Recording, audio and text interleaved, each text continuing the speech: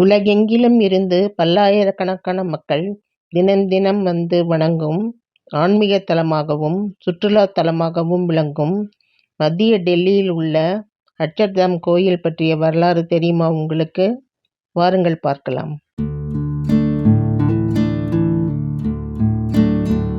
நம்ம சேனல்ல புதுசா பார்க்குறவங்க சேனல் பிடிச்சிருந்தா சப்ஸ்கிரைப் பண்ணிக்கோங்க. பெல் ஐக்கானையும் கிளிக் பண்ணிக்கோங்க. ஆல் பட்டனையும் அழுத்த மறந்துடாதீங்க. இந்தியாவின் மையப்பகுதியில், அதாவது புது டெல்லியில் அமைந்துள்ள அட்சர்தாம் கோயில் ஆயிரக்கணக்கான ஆண்டுகால கலாச்சார மரபை வெளிப்படுத்தும் ஒரு அற்புதமான கட்டிடக்கலை ஆகும். இந்த பிரம்மாண்டமான கட்டமைப்பு 5 ஆண்டுகளில் முடிக்கப்பட்டு நவம்பர் 6, 2005 அன்று உலக மக்களுக்கு அர்ப்பணிக்கப்பட்டது.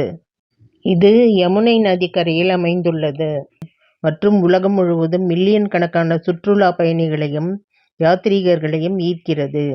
அடிப்படையில் அட்சர்தம் என்ற சொல் அட்சர் என்ற 2 சொற்களிலிருந்து பெறப்பட்டது, அதாவது நித்தியம், மற்றும் தம் என்ற பொருள் தங்குமிடம், அதாவது தெய்வீகம் அல்லது நித்தியத்தின் உறைவிடம். போச்சன்வாசி அக்ஷர் புருஷோத்தம் சுவாமி நாராயணன் சன்ஸ்தா அமைப்பு டெல்லி அட்சர்தம் கோவிலை கட்டியது. இந்த திட்டம் யோகிஜி மகாராஜாவால் ஈர்க்கப்பட்டு பிரமக் சுவாமி மகாராஜால் தொடங்கப்பட்டது.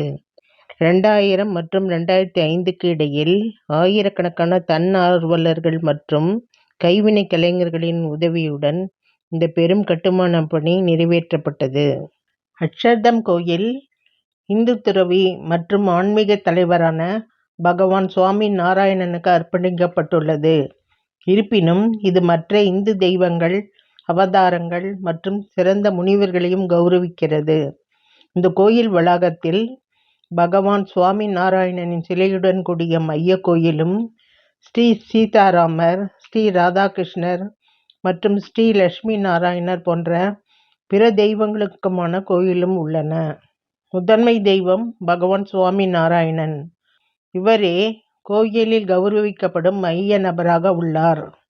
கோயில் திறப்பு விழா அன்று அப்போதைய பிரதமர் மன்மோகன் சிங் மற்றும் டாக்டர் APJ அப்துல் கலாம் போன்ற முக்கிய பிரமுகர்கள் கலந்து கொண்டனர்.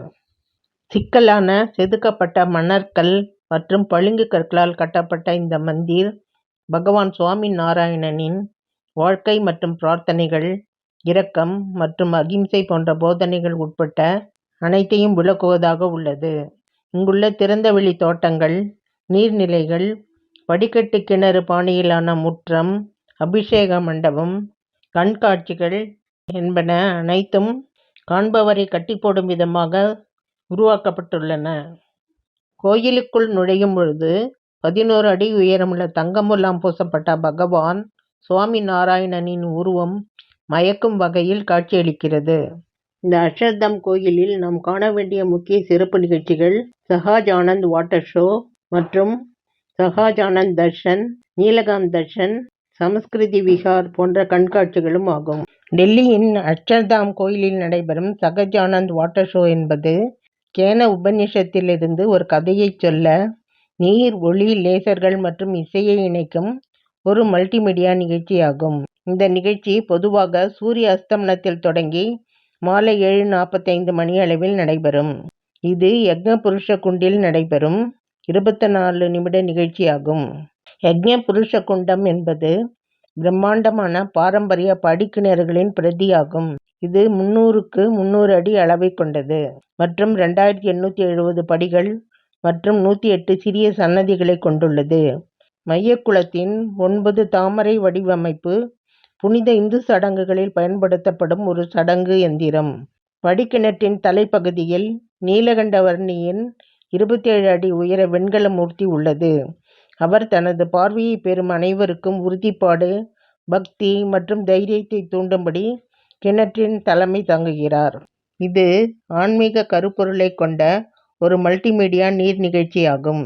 இதில் லேசர்கள், வீடியோ கணிப்புகள், நீருக்கடியில் தீப்பிழம்புகள், நீர்ஜெட் விமானங்கள் மற்றும் சரவுண்ட் சவுண்ட் ஆகியவை இடம்பெறுகின்றன.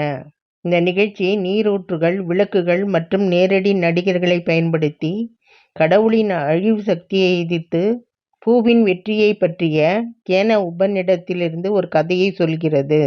இது சுமார் 24 நிமிடங்கள் நீடிக்கும்.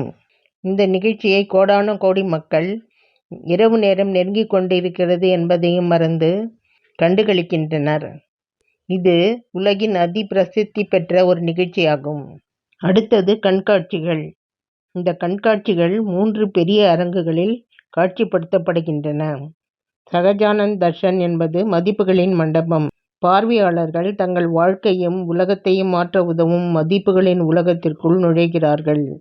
அன்பு, அகிம்சை, அச்சமின்மை, சேவை, பணிவு, இரக்கம், ஆன்மீக உணர்வு, நேர்மை, ஒற்றுமை மற்றும் அமைதி போன்ற உலகளாவிய மதிப்புகள் அனிமேஷன் உருவங்கள் மூலமாகவும் இயற்கை காட்சிகள் மற்றும் குறுகிய வீடியோக்களையும் பயன்படுத்தி தொடர்ச்சியான கண்காட்சிகள் மூலம் காட்சிப்படுத்தப்படுகின்றன. நீலகண்ட தர்ஷன் என்பது மாபெரும் திரைப்படம் மூலமாக மக்களுக்கு காட்சியளிக்கின்றது.